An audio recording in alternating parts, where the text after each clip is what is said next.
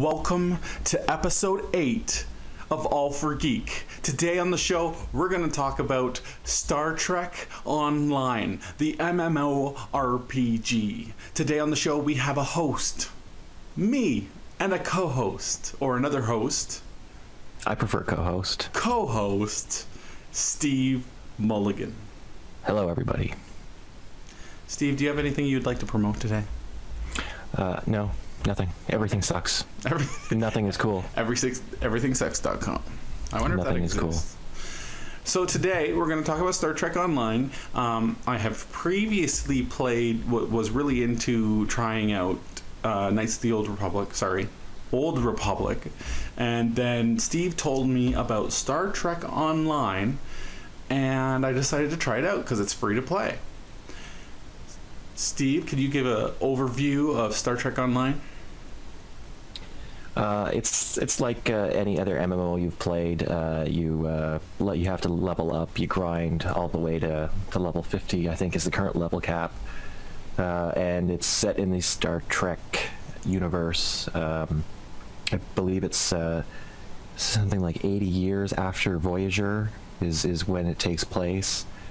And it's all canon. It's all real Star Trek stuff. You see some very familiar characters in it. It's really fun to play if you're a fan of Star Trek. Yeah, I consider this like World of Warcraft for Star Trek fans. It's a wet dream come true for them. I'm a Star Trek fan. I enjoy a lot of this. I like this is saying a lot. I like Star Trek Online a lot more than Old Republic, and a lot of people are going, oh, because Old Republic is the holy grail right now, because of the voice acting and the scripts and all that. But I find Star Trek Online more entertaining, more in depth, more something I can get into, something interesting. How to explain it? I think the thing that grips me the most is the ship battles, oddly enough, because it's almost like an arcade, like an arcade type simulation meets arcade shooting with ships, and it's really entertaining, that part. It's they had a game that was for the Xbox Arcade and PSN. Do you remember what that was called? It was just ship battles. No. It's like Star Trek DAC or yeah, Star Dark Trek. Age of it was DAC. I can't remember what it stood for though. Yeah, maybe it was like a top-down 2D, or I don't know. Yeah, it was interesting, but I couldn't get into it for some reason. It was the controls, I think, were just a little too messy for me. I would be hooked on this game. I would be playing this like 6 hours a day. I would be one of those World of Warcraft people for Star Trek Online.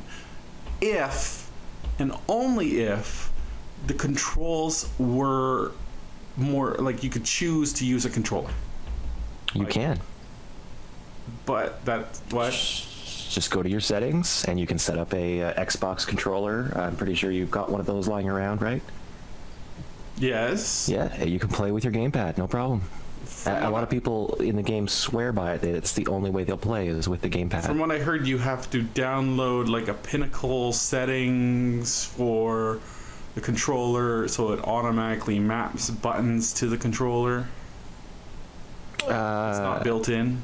No, it's built in. I don't know what. On Star Trek Online? Yeah. Am I missing out the whole time? Yeah, you can play with the gamepad, no problem. I still use keyboard and mouse just because I'm lazy and I usually only play it for 10 minutes at a time. But yeah, it supports gamepads. Absolutely. Did it not used to? I got into it like 2 years after it was out. I think it's been out for a while now, but it's had it since I've been playing. Oh. For sure. Check it out. Go in and check it out. Oh. I'm majorly freaking out right now because, one, if this is true, I believe you, but if this is true, You've been missing out. Yeah, and I'm going to be missing out on life. Well, here's what you do. All you have to do is get to level 7, right? You level up your character to 7. You can do that really fast. You do a couple episodes, and you'll get up there. And then all you have to do is log in for 2 minutes a day. You assign your duty officers a bunch of missions. Yeah, I haven't got into that yet. As soon as you get to level 7, you get to do these duty officer missions, and then you can log off, and they'll go and get you XP while you're offline, and you log back in, and you can collect all the that you've gotten from having duty officers do their things. So they might die too, right? Yeah, occasionally you'll lose them, but I mean, you end up with hundreds of them eventually, and you can go all the way from level 7 all the way to your level cap just without even logging in and playing. You just log in and assign them missions and then log out. So, well, I've only been playing for a limited amount of time, and a lot of that was due to because I didn't know there was a controller. I'm very pissed off right now. I'm not pissed off. I'm pleasantly surprised. And so what I've been doing, I've been using the keyboard. It's confusing, in my opinion, and because I keep getting the keys wrong, and I don't want to keep going to all these keys. But other things that confuse me in the game is, for instance, I have a few different quests ongoing, right? Yeah. And I want to know what to do to get to that quest. Like, at one point I had to get to a certain planet, but I'm new to the game. I'm not sure of how to get there, and I'm lost.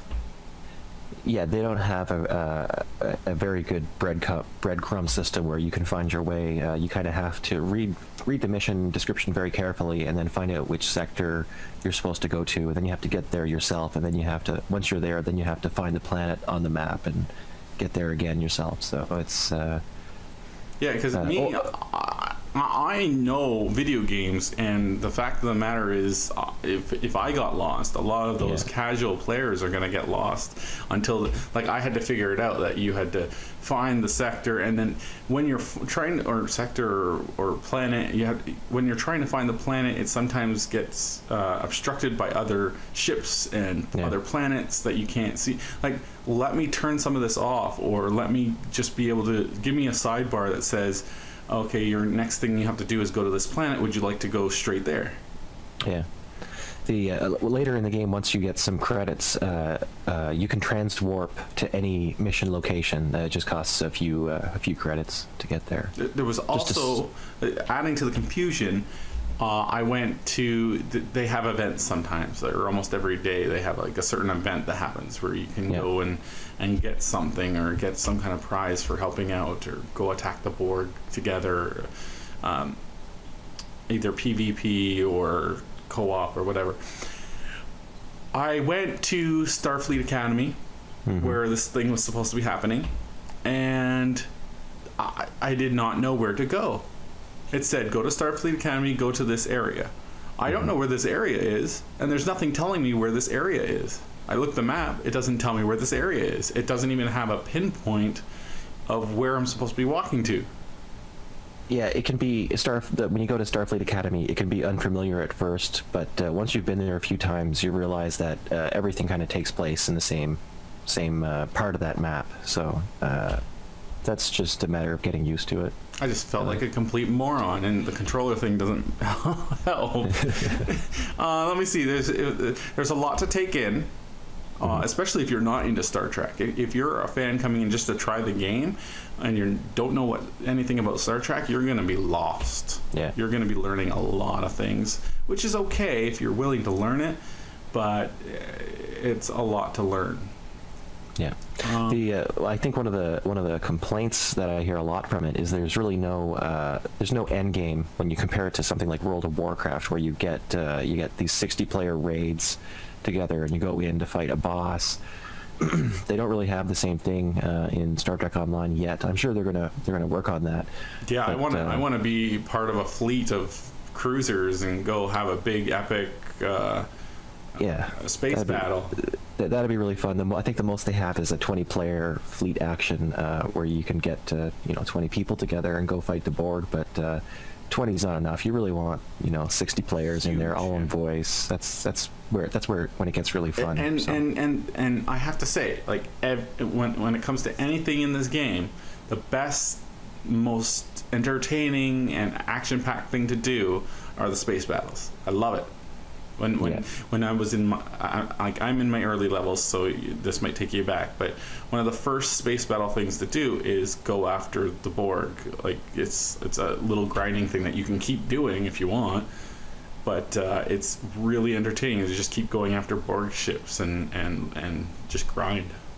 Yeah, they have a really good group mechanic where if you join one of those missions, one of those co-op missions against the Borg, even if you're a low level, they will amplify stats up right away, so you can take part in these high missions even if you're a brand new character. That's kind of fun. So it's really entertaining. The ground battles, it's pretty cool that you have a group of your, like a party of your guys that you've built up. Yeah. And it's very much a standard RPG-ish thing. It's all dice rolls when you're battling. They give you a first-person shooter type look if you want to use it, but it has no effect. It's all done with dice rolls anyway, so there's really no reason to use it. But if you like it, you can use it. Anything else we can talk about? No, we're going long. That's enough about Star Trek. Great game. I'm going to try it with a controller. We'll do an episode sometime soon where we'll come back and talk about things that we've already talked about and just give an added thing to those topics to say, okay, I went back and tried this, or okay, this won me over, or I don't even use this shit anymore. So, so that was Star Trek Online. Where can they go to check out this game? The internet, Phil. Go to the internet and play Star Trek. Does Steam have Star Trek Online? Yeah. I believe so. Like, yeah, I think I read something that they just got it. So yeah. I was kind of upset because I had it already installed, and I don't know if it'll save my. I guess it would save my game. It's all cloud-based, isn't it? Yeah. It'll save it. All right, so check it out on Steam, or just go to Star Trek Online. I guess. Just Google it. You'll be fine. Yeah, it's on the internet. Which you can get by going to Becker's. Yeah. All right. If you want to see more of All for Geek and our beautiful faces, go to allforgeek.com and like the page. Please do. And someone's running down my hallway. All right. See you later, Steve. Goodbye, Phil.